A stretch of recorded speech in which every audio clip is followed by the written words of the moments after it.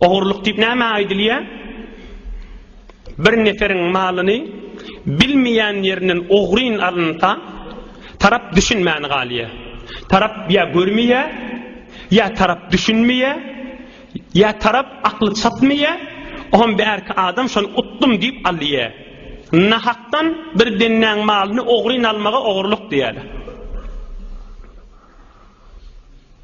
Bir denana özünün adamsynyň jüpsünden almany ejadaty ýok. Şo taada Peýgamberimiz musulman bolan täze denanyň bir sorapdyr. Men adamymyň jüpsünden alýan diýipdir. Hut Rasulullah beýatal tuqaha. Adamyň jüpsünden almak näme işgaly bar diýipdir. Ohan Peýgamberimiz açyklap aýdypdyr. Çöregiň bermese, suwuň bermese, iýbiçkiň bermese, şo mykdar alsaň bolar diýipdir. Ejadat bolmasa da. Emme birini kado verecek bolup, birini artykmas bir zat verecek bolup, halktan artykmas egin maşgeyjek bolup da äriň rezaýety we ejadat bolmasa, ondan alsaň onu ogurlyk hesap bolýar we uly günälerden. Ya meselen kärger adam, usta adam, ya karmand adam, ya bir muallim, ya debir, bir 8 saat, 10 saat, 12 saat wagt berilýär, oşoň üstünden aýlyk alýar, ogurlyk etmeler. Şagirdlerin wagtyndan ogurlyk etmeler.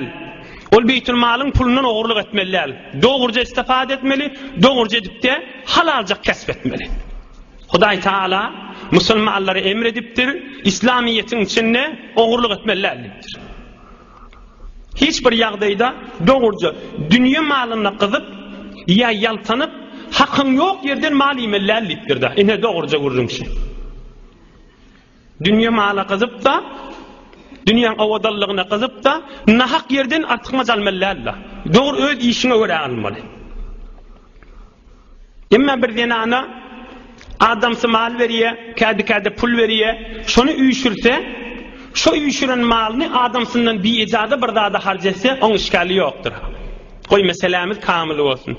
Amma bir denana dädesi pul beripdir, dogany bir zat beripdir, adamsy da kädi pul berýärmiş, şonu üýşürip de adamsından bir ejada ve hatta radide de olsa öz pulu öz mali onu denana sadaka verte de veliye harcetse de veliye ol juda mesele.